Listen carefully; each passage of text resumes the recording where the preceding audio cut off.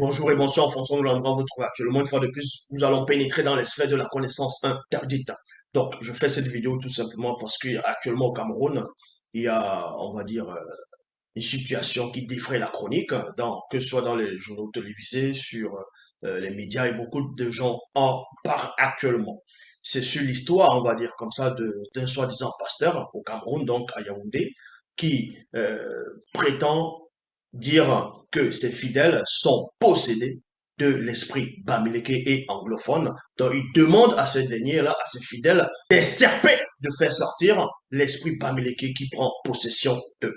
Donc, nous allons donc vérifier avec, selon les Bibles classiques. Pourquoi je veux prendre les Bibles classiques? Tout simplement parce que ces personnes, donc ce monsieur, ce soit disant pasteur, va dans ses prêches, dans les Bibles, à partir des versions classiques. Donc, en cela, je veux prendre les versions classiques. Donc, pour cela, mais avant de poursuivre, je m'adresse aussi à tous ceux chrétiens qui sont, que ce soit dans cette assemblée, de ne pas accepter tout et du n'importe quoi sans vérifier, sans vérifier.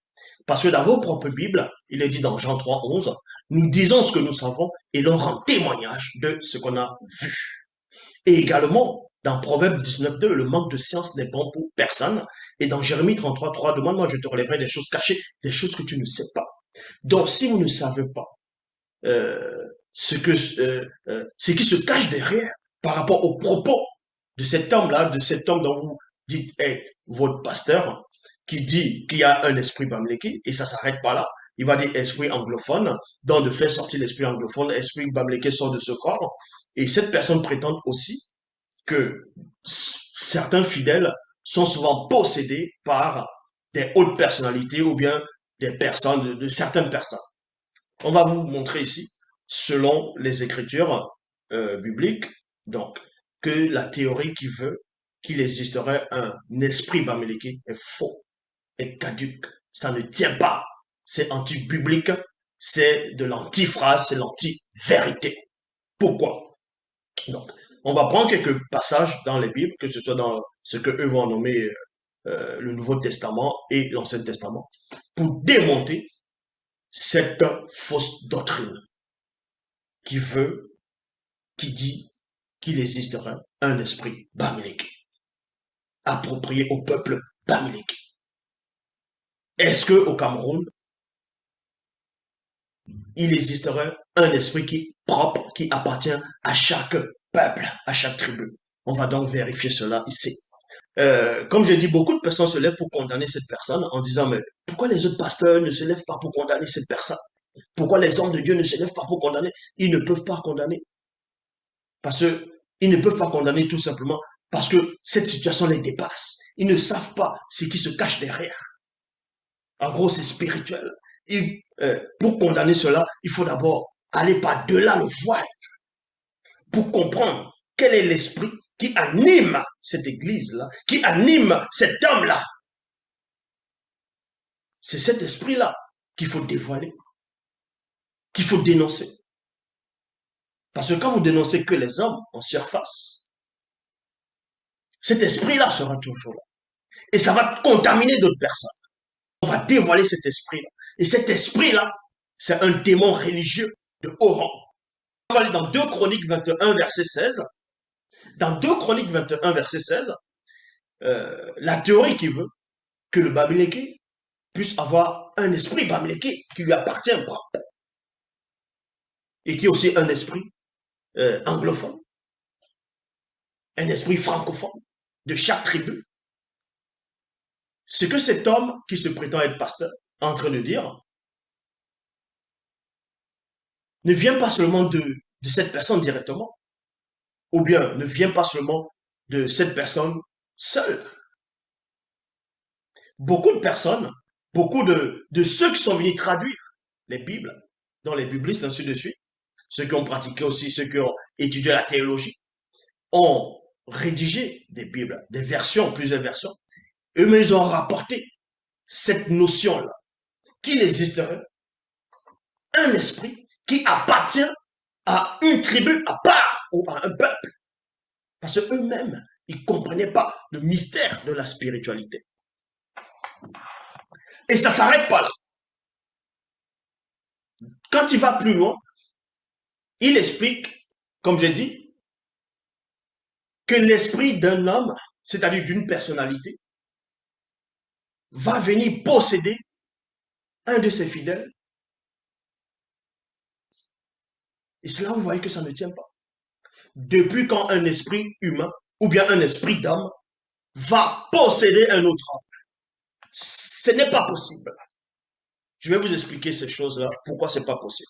Mais avant ça, on va d'abord démonter la théorie qui veut qu'il existerait un esprit Bamileke ou un esprit, peu importe, de la tribu. Peu importe de la tribu. Parce que ces gens qui viennent raconter ces choses ne savent pas c'est quoi un esprit, comment est formé un esprit, d'où vient un esprit, l'origine même de l'esprit.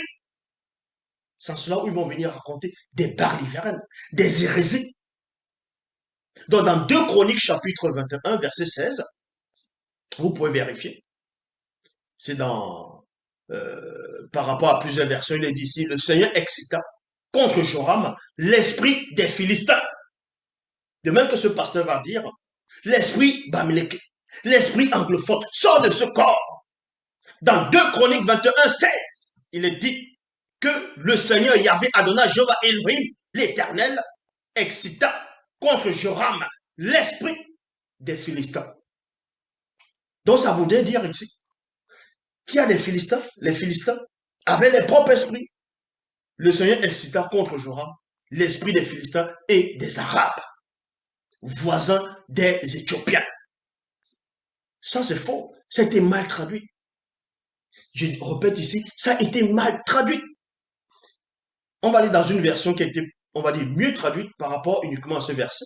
Dans la Bible annotée de Charpnay, il est dit ici, et l'Éternel excita contre Joram, les Philistins, et non l'esprit des Philistins. Les Philistins et les Arabes qui sont dans le voisinage des Couchites. Les Couchites, c'est toujours les Éthiopiens. Traduction écuménique de la Bible, il est dit ici, alors le Seigneur excita contre Joram l'hostilité des Philistins et des Arabes. Il y a virgule ici. Une tribu, actuellement au Cameroun, on va dire comme ça, quand on dit les Bamileke, il n'y a pas un esprit Bamileke qui appartient à un Bamileke. Il faut connaître l'identité même d'un esprit. C'est quoi l'esprit? C'est quoi l'esprit? Qu'est-ce qui qualifie que l'esprit de cet homme, parce que cet homme est né, on va dire, dans telle région, il a des parents de telle tribu, dont son esprit est de la tribu là, dont son esprit est forcément par rapport à la langue qu'il est en train de parler. Ne pas confondre les coutumes. Ne confondez pas les coutumes. C'est une chose de dire que telle tribu, vu que tu es Bamileke, tu as un esprit Bamileke. Donc si tu as l'esprit Bamileke, tu n'as pas l'esprit nordiste. Ça voudrait dire que, donc selon vous, si vous voyez un Bamileke, on va dire physiquement, il va parler, il va s'exprimer, vous allez dire c'est un Bamileke. Si on voit un nordiste, c'est la manière de s'habiller, de parler, sa physionomie, vous allez dire c'est un nordiste, c'est normal. Donc si on prend l'esprit du nordiste, on le place là, on prend l'esprit du Bamileke, selon cette théorie, on place, vous allez faire la distinction comment? Que lui c'est un nordiste, l'esprit là c'est l'esprit nordiste, l'esprit là c'est l'esprit Bamileke. Vous allez savoir ça comment? Vous allez savoir ça comment? Donc arrêtez de venir raconter des hérésies, des balivernes, des choses qui ne tiennent pas. Je répète ici, la notion, la théorie, ou bien la croyance qui veut qu'il existerait un esprit Bamileke pour le peuple Bamileke, c'est-à-dire l'esprit Bamileke dans le corps d'un homme, c'est faux, ça ne tient pas. Et de même, un esprit d'homme ne peut pas posséder un autre homme. Ça n'existe pas. On va vous expliquer cela. Mais néanmoins, dans Ésaïe chapitre 19, au verset 3, il est dit ici, l'esprit de l'Égypte disparaîtra du milieu d'elle, et j'anéantirai son conseil, point virgule, on consultera les idoles, et les enchanteurs, ceux qui invoquent les morts et ceux qui prédisent l'avenir. Donc là, dans Ésaïe 19, verset 3, c'était mal traduit. On ne va pas dire l'esprit de l'Égypte. Donc ça veut dire que c'est l'esprit de l'Égyptien. Non. Dans l'une des meilleures versions, selon uniquement ce passage, qui traduit le mieux, c'est dans Bible du rabbinat français Zadok Khan, il est dit ici, l'esprit qui anime l'Égypte, et non l'esprit égyptien, et non l'esprit de l'Égypte, mais l'esprit qui anime l'Égypte. Ça ne veut pas dire que l'esprit qui anime l'Égypte, que cet esprit-là, c'est un Égyptien. C'est pas ce que ça veut dire. Il faut comprendre le mystère des Écritures. Il faut voir par-delà le voile. Donc on ne se lève pas pour venir parler de la spiritualité, pour venir parler de la religion, pour venir parler des Écritures, sans être initié dans la connaissance interdite. Donc quand il est dit ici que l'esprit de l'Égypte, c'est mal traduit.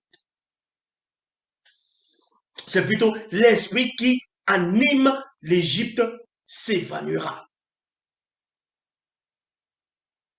Je détruirai ses projets. Ils consulteront alors les idoles et enchanteurs, nécromanciens et magiciens. Est-ce que vous comprenez? Maintenant, il y a une autre théorie où des personnes qui sont mal avisées vont se dire qu'à un moment donné dans l'histoire de la Bible, dans ce qu'eux vont nommer Ancien Testament, que ce qu'on va appeler Yahvé, Adonai, Jéhovah, Elohim, l'Éternel, va descendre, va venir dans le visible, va venir sur terre. Il va extirper une partie de l'esprit de Moïse.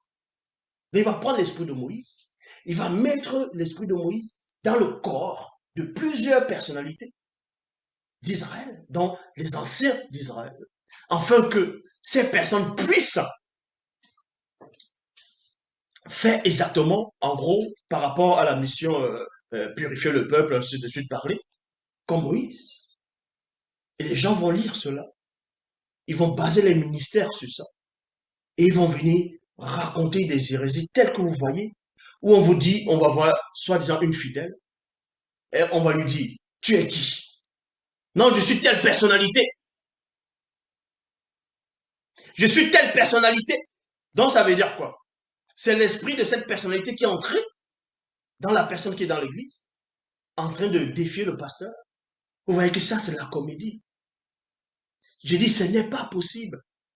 Donc même ceux-là qui vont venir dire, non, l'esprit des ancêtres est entré dans telle personne et il est en train de s'exprimer. C'est faux. On va vous expliquer pourquoi. Mais avant cela, dans Nombre, chapitre 14, au verset 24, dans la traduction du Monde Nouveau, il est dit ici, là c'est mal traduit, c'est dit ici, quant à mon serviteur Calab, il a eu chez lui un autre esprit, et qu'il a continué à me suivre pleinement, je le ferai vraiment entrer dans le pays où il est allé. Et sa descendance prendra possession. Parce qu'on dit ici, un autre esprit. Donc ils vont par là dire ici, que ce serviteur, soi-disant de Yahvé, il y a un autre esprit. Certains diront que c'est un esprit d'homme qui est entré dans le corps de cet homme. C'est pour ça qu'il a bien agi. Non. Dans la Bible, en français, Bible Parole de Vie, il est dit ici, mais mon serviteur Calab a agi autrement. C'est pas que c'est un autre esprit qui entre en lui. C'est il agit autrement. Et il y a aussi maintenant une autre théorie, en gros qui veut, des gens qui ont mal compris les Écritures vont exactement comme ce soi-disant pasteur qui va dire telle personne est possédée par un esprit anglophone, telle personne est possédée par un esprit biblique. Cette théorie-là vient d'où? Ça vient des mauvaises traductions, des Bibles actuelles classiques qu'on a rédigées pour venir tromper l'homme noir. On voit cela dans 2 Rois, chapitre 2, verset 9. C'est à une période où ce qu'on va appeler Élie, le Tishbite, devait être enlevé du visible pour le non-visible. Donc, il cheminait avec son disciple, Élisée. Élisée, maintenant, ils sont en train de se concerter, ils sont en train de parler, ils sont en train de cheminer. Élie lui demande, demande-moi quelque chose. Avant que je parte, demande-moi quelque chose. Donc, Élisée va lui demander, je veux la double portion de ton esprit. Et à un moment donné, Élie lui dit, euh, ce que tu me demandes est difficile, mais si tu me vois partir, cela peut être possible. Et quand Élie part, il va frapper le manteau d'Élie sur l'eau du fleuve qui va s'ouvrir en deux. Et Élisée va passer à sec. Et les prophètes qui étaient là, dans d'autres versions, c'est les prophètes, d'autres versions, c'est les fils des prophètes, les membres du groupe des prophètes, ont vu cela, ils ont dit, l'esprit d'Élie repose en Élisée. Donc forcément, la théorie veut que l'esprit d'Élie qui était homme habite maintenant dans le corps d'Élisée. Donc il y a une sorte de cohabitation avec l'esprit d'Élie et l'esprit d'Élisée. Et ça, c'est faux. Ce n'est pas possible. Chaque corps, écoutez attentivement, chaque esprit a un corps approprié qui lui est propre. Est-ce que vous comprenez? Chaque corps a son propre esprit. L'esprit d'un homme ne cohabite pas avec un autre esprit humain ou un autre esprit d'homme dans le même corps. Ce n'est pas possible. Dans le même lieu, ça n'existe pas.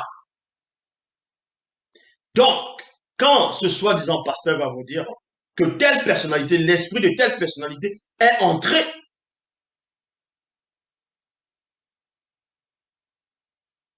dans l'église, dans le corps d'un fidèle, il est en train de parler en disant, je suis cette personnalité-ci. Pourquoi tu me déranges ou bien pourquoi? Ça, c'est faux. C'est de la comédie. Ils sont en train de plaisanter. Ça ne se fait pas. La seule cohabitation possible, je dis bien, la seule cohabitation possible entre deux esprits, c'est soit l'esprit de celui qu'on va appeler Yahvé Adonai Jéhovah Elohim l'Éternel. Dans les Bibles classiques, je le dis pourquoi? C'est par rapport à ces chrétiens qui adhèrent à ce genre de choses. Donc, c'est ce qu'on appelle l'esprit du Seigneur, va entrer dans le corps d'un homme, va cohabiter avec l'esprit de la personne.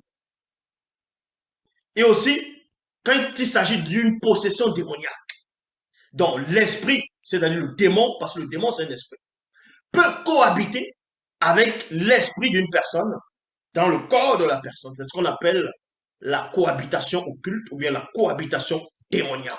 Cela, ça peut être possible. Pourquoi? Parce que le démon n'a pas de corps physique. Donc le démon n'est pas attaché à un corps. À une période, le démon avait des corps physiques. Mais ici, on n'est pas là pour parler de ça. C'est une autre histoire. Ça veut dire que si quelqu'un sort de son corps, si, on va dire, quelqu'un sort spirituellement de son corps, l'esprit de cette personne qui est sorti du corps physique, de son enveloppe visible, est toujours relié, à la personne. Le seul moment où, quand l'esprit sort et que ça ne revient plus dans le corps, dans son propre corps, c'est quand il y a rupture, quand le seau se brise, quand la roue va se casser. Et de même que quand le cordon argenté, dans le cordon d'argent, qui relie l'âme brise. Et maintenant, le lien qui relie l'âme et l'esprit de la personne se coupe. C'est là où il y a une séparation directe. C'est ce qu'on appelle la mort physique. La mort. Et je répète, le corps, l'esprit humain, possède un seul corps. Est approprié à vivre dans un seul corps. Son propre corps qui lui correspond. Est-ce que vous comprenez? Maintenant, comment se fait-il que le démon peut cohabiter avec une personne, avec l'esprit d'une personne dans le corps de la personne, alors que ce n'est pas le corps du démon? La cohabitation est possible uniquement quand cette personne ouvre une porte, une brèche. C'est ce qu'on appelle la faute, le péché. Et c'est ce péché-là qui permet, qui prend un corps dans une sorte de cohabitation. 2 Rois chapitre 2 verset 9, il est dit, oh, tandis qu'il passait, Élie dit à Élisée, demande-moi ce que tu veux que je fasse pour toi, avant que je sois enlevé d'auprès de toi. Élisée répondit, je t'en prie qu'une double part de ton esprit, de ton esprit, de ton esprit passe en moi. Il y a point. Donc, les gens comme ce soi-disant pasteurs vont écouter cela et vont dire, waouh, tel que c'est écrit ainsi, tiens, je vais inventer des histoires. Les gens vont écouter, ça va ramener plein de fidèles. Parce qu'on sait qu'au Cameroun, ils aiment bien écouter ce genre de choses de sorcellerie, d'envoûtement, de magie, le femme-là, ainsi de suite. Non, ils aiment bien ça. Donc ça attire les gens. Donc il va dire, bon, on va jouer un jeu. Devant la caméra, tu vas dire que telle personnalité t'a possédé et c'est cette personnalité qui est en train de parler actuellement. Mais ça existe où? Ça n'existe pas. Qu'un esprit humain ou un esprit d'homme va posséder un homme. Il y a la seule possession qui est possible, c'est possession démoniaque. Parce que les démons n'ont pas de corps physique. Donc, Élisée demande à Élie, je veux la double part de ton esprit. Que la double part de ton esprit puisse passer en moi. Ça, c'est faux. C'est pas la double part de l'esprit d'Élie qui doit passer en Élisée. Ça, c'est une mauvaise traduction. On va aller dans la meilleure traduction par rapport uniquement à ce verset-là. Il est dit ici, dans Bible en français, Bible du rabbinat français Zandokan, il est dit ici, pendant qu'il traversait, Élie dit à Élisée, exprime un désir, que puis-je faire pour toi avant que je ne sois enlevé? Point d'interrogation. Élisée répondit, puis-je avoir une double part de l'esprit qui t'anime, c'est-à-dire qui t'inspire, et non une double part de ton esprit. Mais il voulait l'esprit qui inspire Élie. Parce qu'il faisait la distinction, la différence entre l'esprit d'Élie qui ne peut pas entrer dans son propre corps parce qu'il y a des règles, mais l'esprit qui anime Élie, et c'est-à-dire Élie. Et l'esprit qui anime Élie, selon les Bibles actuelles classiques, c'est l'esprit de Yahvé.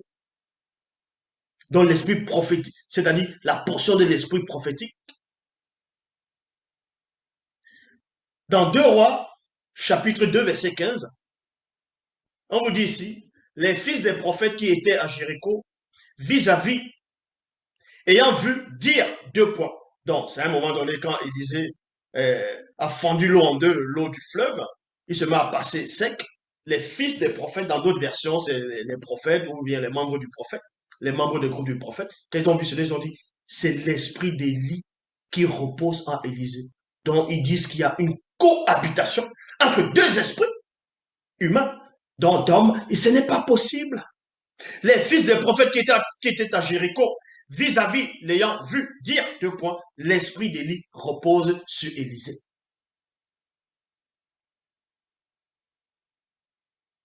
Maintenant, on va aller dans une version qui a été mieux traduite par rapport à ce verset uniquement. C'est dans la Bible en français courant, il est dit, les membres du groupe de prophètes de Jéricho virent en distance ce qu'avait fait Élisée et y dirent 2 points. L'esprit prophétique qui animait Élie plutôt, anime maintenant Élisée. Voilà. Parce que si vous ne connaissez pas les Écritures, même s'ils ont trafiqué, vous allez accepter tout et du n'importe quoi et aller raconter des hérésies, rajouter encore du faux dans du faux. Et d'autres aussi vous diront qu'à un moment donné, dans ce qu'on appelle le Nouveau Testament, Paul de Tarse serait sorti de son corps et il est entré dans le corps des fidèles. Selon ce que les gens vont imaginer. Or, quand on va dans Colossiens 2, 5, dans Colossiens 2, 5, traduction du monde nouveau, dans la Bible des témoins de Jéhovah, il est dit ici, car même si je suis absent dans la chair, donc dans le corps physique, je suis cependant avec vous dans l'esprit. Vous voyez, dans l'esprit. Et les gens vont dire, waouh, donc Paul est sorti de son corps physique. Il est avec les autres chrétiens, c'est-à-dire il cohabite avec leur esprit. Donc le Saint-Esprit dont il y avait a permis qu'il y ait une cohabitation. Non, c'est une mauvaise traduction. Les traductions qui traduisent le mieux par rapport à ça uniquement, Bible, parole de vie. Bien sûr, virgule, je suis loin de vous, mais mon cœur est avec vous. Quand on dit mon cœur est avec vous, ça ne veut pas dire qu'il a pris son cœur, il a envoyé son cœur là-bas, le cœur. Non, c'est qu'il est avec vous dans la pensée, dans les sentiments. Bible du semeur, car même si je suis absent, je suis avec vous par la pensée. C'est aussi clair. C'est aussi clair que ça. Donc, la notion qui veut qu'il existerait un esprit bamléké, ça ne tient pas. Il n'y a pas un esprit sur le peuple bamléké qu'on va dire, toi là, tu es bamléké, ton esprit est bamléké. Ça voulait dire quoi? Ça voulait dire que tu es bafant, donc ton esprit est bafant. Tu es de Bazou, ton esprit est de Bazou. Tu es de Tchang, ton esprit c'est le Tchang. Mais on voit que ça ne tient pas. Il n'y a qu'un seul esprit. C'est l'esprit d'homme, de la base. La seule cohabitation entre deux esprits dans un corps, c'est-à-dire deux esprits d'homme.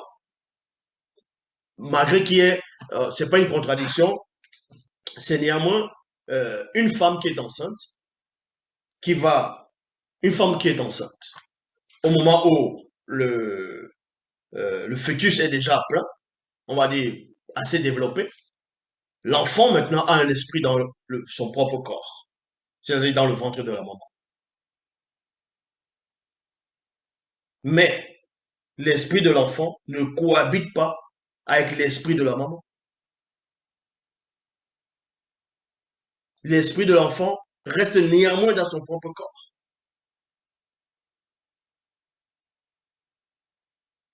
Et je répète, l'esprit d'une personne, c'est-à-dire d'un homme, ne peut pas, même si tu fais de la sorcellerie extrême, ne va pas entrer dans le corps et cohabiter. Ne confondez pas le voyage mystique, on veut manger quelqu'un mystiquement, ou bien euh, ce qu'on appelle les maris et les femmes de nuit, où un sorcier va sortir avec un démon incube ou succube pour entrer dans le monde des rêves, pour pouvoir abuser de toi spirituellement. Ça, c'est dans une autre réalité. Ce n'est pas qu'il entre dans ton propre corps ou qu'il te possède. L'esprit d'homme ne possède pas un homme. C'est tout. Ça n'existe pas. Donc voilà tout ce que les gens racontent sur la spiritualité. Arrêtez de, arrêtez de vous laisser distraire. Le seul enseignant est en face de vous. C'est tout.